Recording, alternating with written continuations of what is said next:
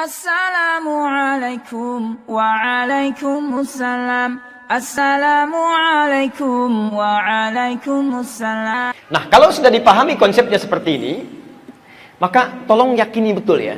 Kita harus kenali dulu diri kita. Jangan-jangan sudah puluhan tahun jadi manusia, nggak kenal dirinya sendiri. Karena tidak tahu siapa dirinya, nggak paham fungsi hidupnya.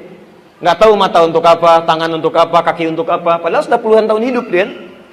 Antum yang urusan dunia yang tidak dihisab, antum pahami, anda pelajari sampai sekolah tinggi-tinggi, S1, S2, S3, S-nya banyak sampai dingin gitu kan. Ada yang profesor, ada yang macam-macam. Tapi urusan kita sendiri yang dihisab, kita nggak pelajari. Ini yang bahaya gitu kan. Ini yang bahaya.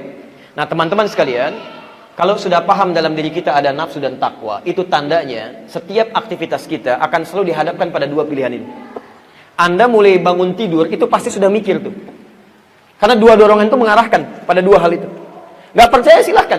Baru bangun tidur sudah milih itu. Begitu bangun, tlek, apakah mau gosok begini atau langsung diam begini? Apakah ke kamar mandi dulu atau misalnya ke wastafel dulu? Itu baru bangun tidur tuh. Sudah pakai pakaian, milih dulu. Mau pakai baju yang mana? Apakah yang ini ataukah yang lain? Mau makan, milih lagi. Mau yang ini atau yang ini? Itu semua pengaruh ini, dua hal ini akan selalu bertarung. Imma Anda pilih yang baik atau imma Anda ikuti keinginan nafsu ini. Yang jadi persoalan, ini nggak ada masalah. Yang jadi persoalan yang harus kita kenali konsep yang ini. Sepanjang Anda kenali cara kerja nafsu dan cara untuk membahasnya, maka dengan itu akan lebih mudah kita mengendalikannya. Sekarang kita mulai kenali bagaimana cara kerja nafsu menurut Al-Quran dan kenapa dia diciptakan. Kita bisa katakan begini, ya Allah, kenapa engkau tidak ciptakan kami dengan takwa saja? Seperti malaikat misalnya gitu kan? Kan kalau ada nafsu kita punya potensi salah. Kalau begitu Allah ciptakan kami untuk berbuat salah dong. Bagaimana cara menjawabnya? Kita lihat uraian Al-Quran.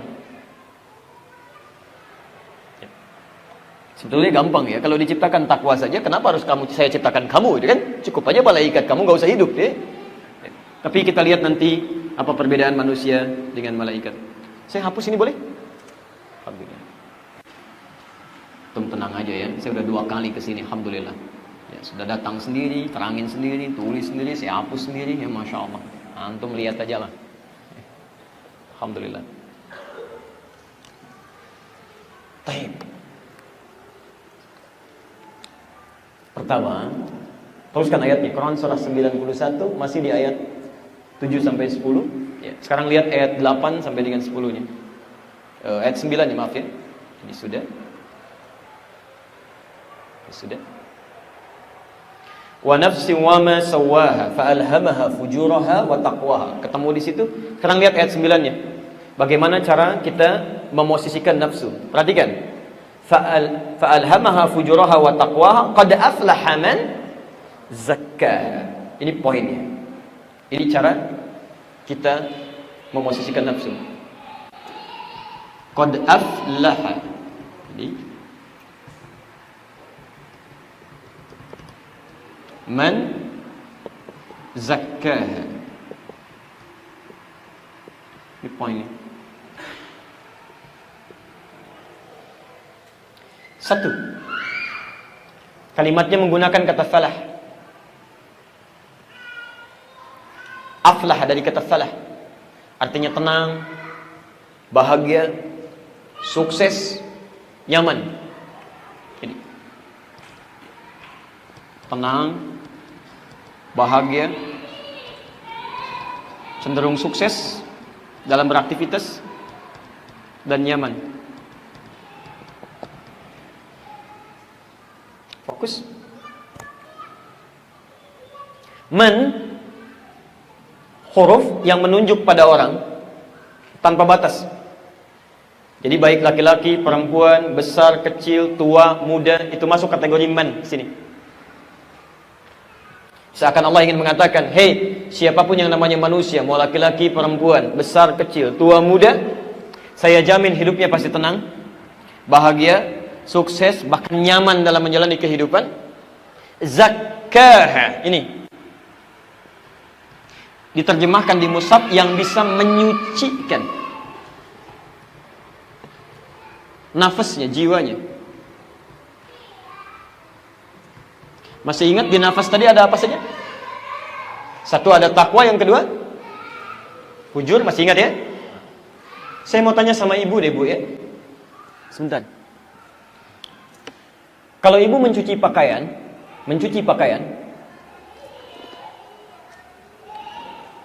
yang dihilangkan tuh kotorannya atau pakaiannya?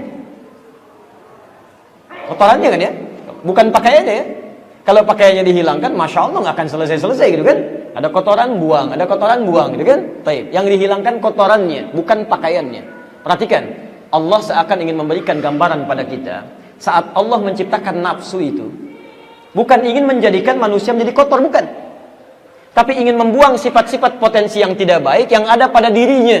Dengan cara menciptakan nafsu itu, mengangkat supaya takwanya itu muncul. Bahasa paling gampangnya begini. Bahasa paling gampangnya. Saat Allah ciptakan takwa, ini ada sifat baik, saya turunkan, saya hapus sebentar.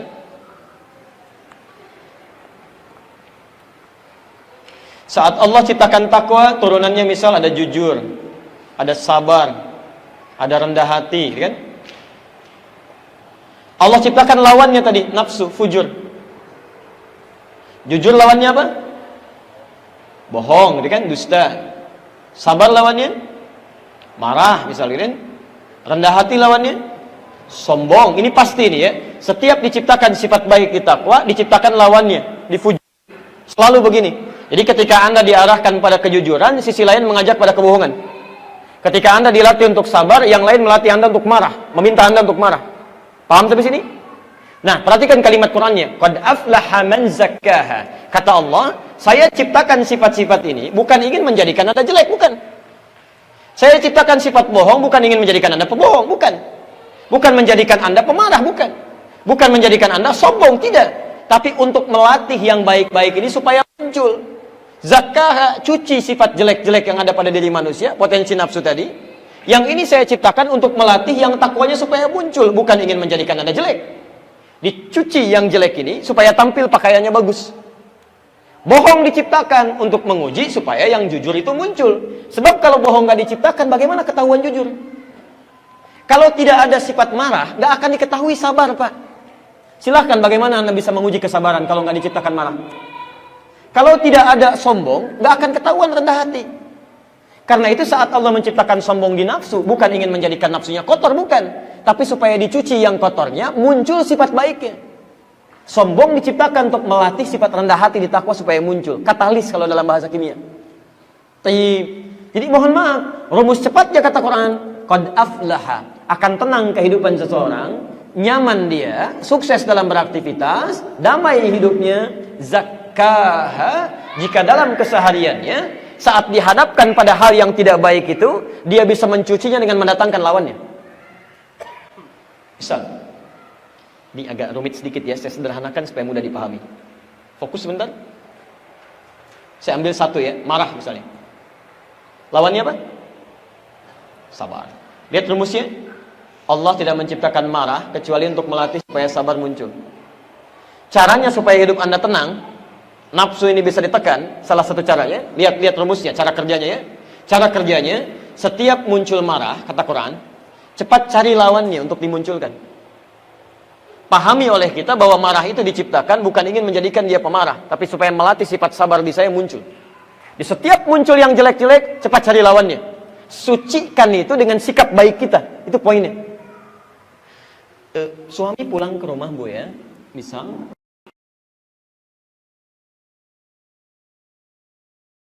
marah-marah, apa salah orang rumah?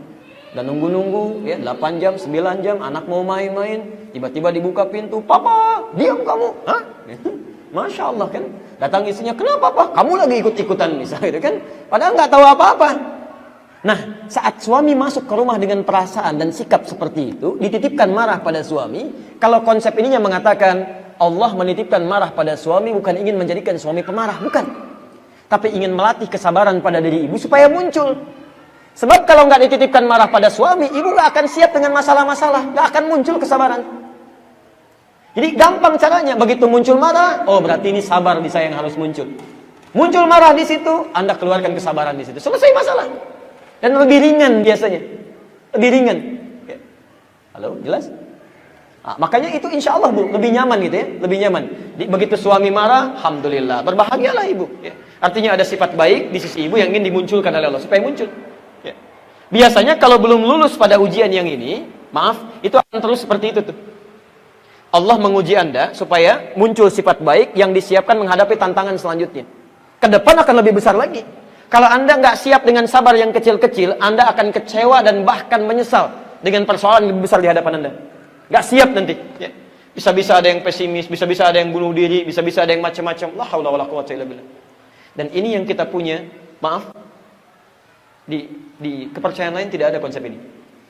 Profesor Kato saat kami ke Tokyo, itu ada jurnal penelitian ditulis oleh Profesor Kato. Kata beliau, orang Islam itu lebih hebat dibanding orang Jepang. Orang Jepang itu sehebat-hebatnya bisa disiplin, kerja keras, rapi. Tapi kalau punya masalah, bunuh diri juga. Nggak ada konsep ini. Orang Islam tidak, bukan orang Indonesia ya, orang Islam. Ya, sana kasih banjir sedikit stres. Ya. Orang kita kasih banjir berenang, Masya Allah gitu kan. Baik, jadi ada poin-poin tertentu yang memberikan ketenangan dalam jiwa gitu. Jadi kalau Anda bisa terapkan ini gampang. Menemukan yang jelek, cari lawannya yang baik. Antum pulang ke rumah Pak, lihat istri cemberut misalnya. Masya Allah, cemberut, fujur nih. Cari lawannya. Apa lawan cemberut? Senyum. Berarti Allah titipkan pada istri saya cemberut supaya saya senyum. Selesai. Assalamualaikum. Kayaknya kenal nih. Siapa ya? Selesai itu. Udah cair pelan-pelan. Kan? Tapi kalau antum lawan dengan sesuatu, dengan nafsu lagi, dengan fujur lagi, nggak akan selesai. Kenapa kamu begitu? Emang kenapa? Nggak akan beres tuh. Ini sudah sampai kiamat kurang 2 hari, jadi aja begitu tuh. Ya. Ini poinnya. Begitu menemukan sesuatu yang tidak baik, cari lawannya yang baik. Ya. Memang tidak mudah ya, tidak mudah, tapi butuh praktek. Ustadz juga sama, mudah menyampaikan, tapi prakteknya belum tentu seperti kemudahan menyampaikannya. Makanya jarang ada ustadz ceramah bawa istrinya. Ini live yang saya nonton ya, Insya Allah. Baik. Ini konsep yang pertama. Pelan-pelan ya. Kita mumpung masih di dasar nih. Sebentar, paham sampai sini? Jelas ya? Baik. Saya pernah sering kali tampilkan kisah ini untuk memberikan gambaran lebih jelas dia. Ada seorang keluarga, satu keluarga saleh luar biasa, suaminya saleh, istrinya salehah, punya anak 3, sudah mulai besar-besar. Konsep ini dia pakai. Ya. Satu kali pulang suaminya ke rumah, dalam keadaan lapar luar biasa, lapar capek gitu kan, lapar capek. Istri punya kebiasaan makanan sudah siap, jemput di depan pintu, kemudian mulai dicium tangan suaminya, dibawa masuk gitu kan. Tapi kalau Allah pada saat itu begitu datang, makanan belum siap Pak, masih di dapur. Ya, begitu dibuka pintunya, suami yang datang, ya, dia cium tangannya, persilakan masuk. Kemudian suami tunggu di meja makan, mah tolong bikinin dulu pengganjal katanya. Ya, saya bikinin mie apa ya katanya, ya nggak apa-apa. Taib suami duduk di meja makan, ini kisah nyata ya, istrinya pergi ke dapur. Taib masak, dan sambil masak seperti itu dia bikinkan mie. Qadar Allah karena pikirannya bercabang, garam 1 sendok yang akan dimasukkan ke dalam sayur itu pindah ke mie yang 1 mangkok itu. Dia aduk, dan dia nggak sadar. Dia aduk aja gitu ya. Udah selesai, dia datang pada suaminya dengan penuh senyuman, dia katakan, Pak silakan katanya, untuk ganjal dulu. Suami alhamdulillah, begitu dimulai cicipan pertama, ada sesuatu yang beda nih. Saya gini aja lah, antum pulang nih dari kantor, capek luar biasa, lapar, dikasih mie, garam 1 sendok. Apa respon antum tuh? Masya Allah, oh ini lain. Tidak, dia lihat ini. Masya Allah, garam rasanya apa? Asin. Apa lawannya? Manis. Begitu dia mendapatkan sesuatu yang asin, dia cepat cari lawan yang manis. Maka keluarlah kata-kata yang manis itu.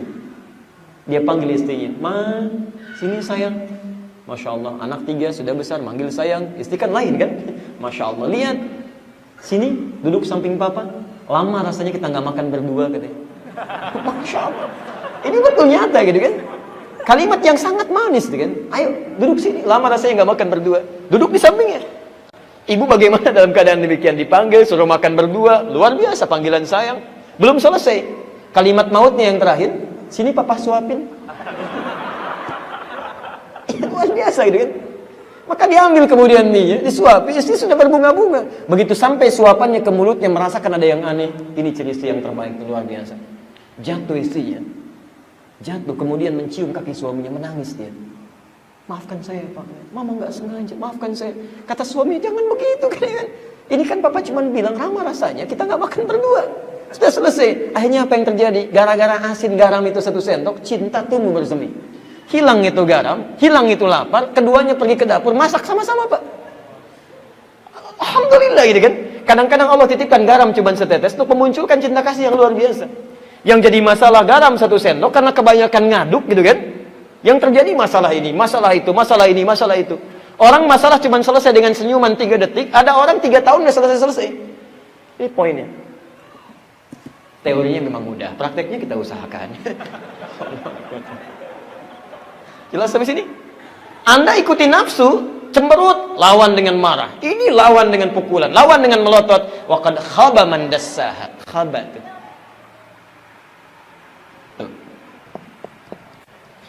Haula wala quwwata illa billah. Khaba. Khaba itu bukan cuma sengsara, tapi nestapa. Ya. Sudah jatuh tertimpa motor, kan jatuhnya dari motor gitu kan, dia nggak naik tangga. Naik, jatuh, ketimpa lagi, jatuh, ketimpa. Artinya apa? Merasakan penderitaan yang bertubi-tubi. Ya. Jadi kalau orang tidak kenal dengan konsep ini, baru masalah kecil aja sudah nggak enak. Apalagi nggak mau diselesaikan. Mohon maaf ya, suami pulang agak terlambat kan, penampilan agak kurang seperti biasanya, mulai muncul.